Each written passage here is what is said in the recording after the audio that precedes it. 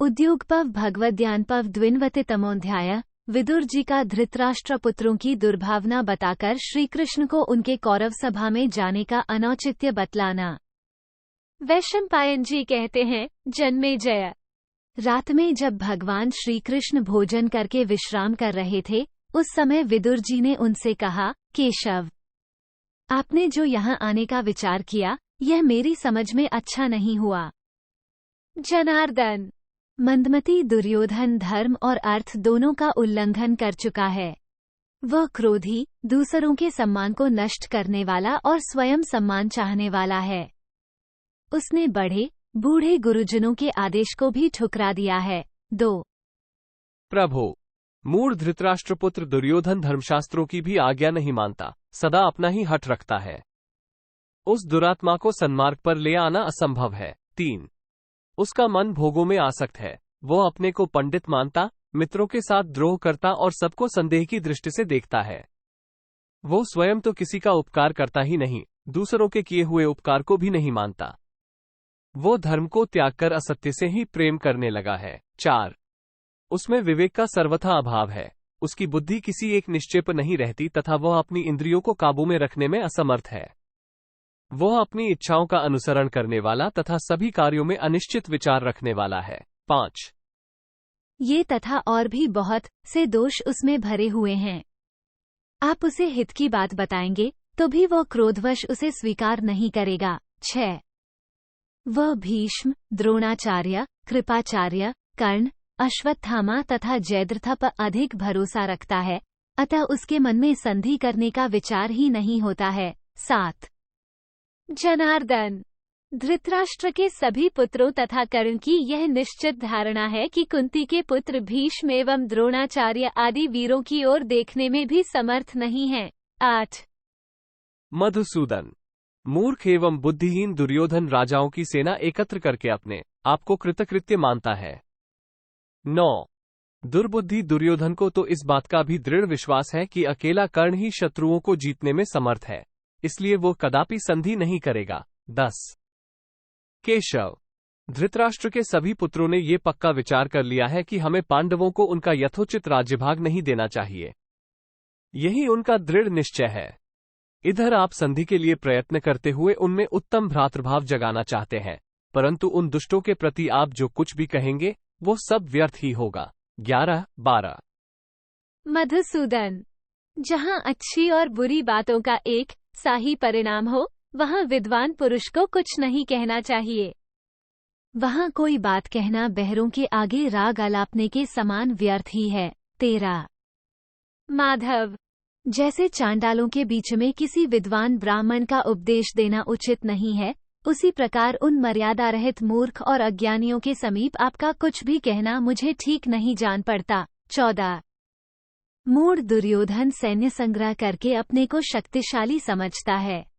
वह आपकी बात नहीं मानेगा। उसके प्रति कहा हुआ आपका प्रत्येक वाक्य निरर्थक होगा। 15 श्री कृष्ण, वे सभी पापपूर्ण विचार लेकर बैठे हुए हैं, अतः उनके बीच में आपका जाना मुझे अच्छा नहीं लगता है। वे सब के सब दुर्बुद्धि, अशिष्ट और दुष्चित हैं। उनकी संख्या भी बहुत है। श्री कृष्ण, आप उनके बीच में जाकर कोई प्रतिकूल बात कहें, यह मुझे ठीक नहीं जान पड़ता। 16-17 दुर्योधन ने कभी वृद्ध पुरुषों का सेवन नहीं किया है। वह राजलक्ष्मी के घमंड से मोहित है। इसके सिवा उसे अपनी युवावस्था पर भी गर्व है और वह पांडवों के प्रति सदा अमर्ष में भरा रहता है, अतः आपकी हितकर बात भी वह नहीं मानेगा। 18 माधव, दुर्योधन के पास प्रबल सैन्य बल है, इसके सिवा आप पर उसे महान संदेह है, अतः आप यदि उससे अच्छी बात कहेंगे तो भी वो आपकी बात नहीं मानेगा। 19 जनार्दन, धृतराष्ट्र के सभी पुत्रों को ये दृढ़ विश्वास है कि देवताओं सहित इंद्र भी इस समय युद्ध के द्वारा हमारी इस सेना को परास्त नहीं कर सकते। जो इस प्रकार निश्चय किए बैठे हैं और काम क्रोध के ही पीछे चलने वाले हैं, उनके प्रति आपका युक्तियुक्त एवं सार्थक वचन भी निरर्थक एवं असफल हो जाएगा।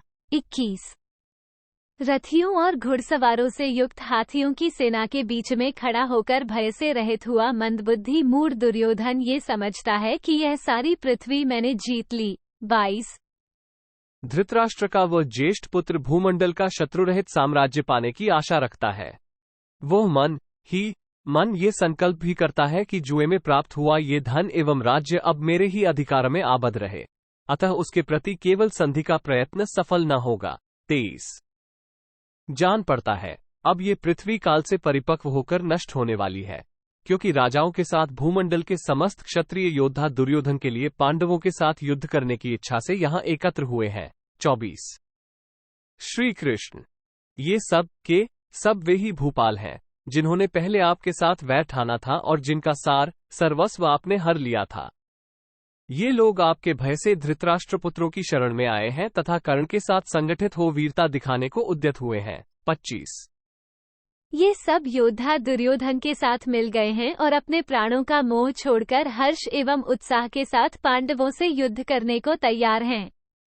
दशारवंशी वीर ऐसे विरोधियों के बीच में यदि आप जाने को उद्यत हैं तो यह मुझे ठीक नहीं जान पड़ता। 26 शत्रुसूदन जहां दुष्टतापूर्ण विचार लिए बहुसंख्यक शत्रु बैठे हों, वहां उनके बीच आप कैसे जाना चाहते हैं? शत्रुहता महाबाहु श्री कृष्ण यद्यपि संपूर्ण देवता भी सर्वथा आपके सामने टिक नहीं सकते हैं तथा आपका जो प्रभाव, पुरुषार्थ और बुद्धिबल है उसे भी मैं जानता हूँ, तथापि माधव पांडवों पर जो मेरा प्रेम है वही और उससे भी बढ़कर आपके प्रति है। अतः प्रेम, अधिक आदर और सौहार्द से प्रेरित होकर मैं ये बात कह रहा हूँ। 27-29 कमल नयन आपके दर्शन से आपके प्रति मेरा जो प्रेम उमड़ आया है उसका आपसे क्या वर्णन किया जाए। आप समस्त देहधारियों के अंतर्यामी आत्मा हैं, अतः स्वयं ही सब कुछ देखते और जानते हैं। इति श्रीमहाभारते उद्योगपर्वणि भगवद्ज्ञानपर्वणि श्रीकृष्ण विदुर संवादे 92 92। इस प्रकार श्रीमहाभारत उद्योग पर्व के अंतर्गत भगवद्ज्ञान पर्व में श्रीकृष्ण विदुर संवाद विषयक 92वां अध्याय पूरा हुआ। 92।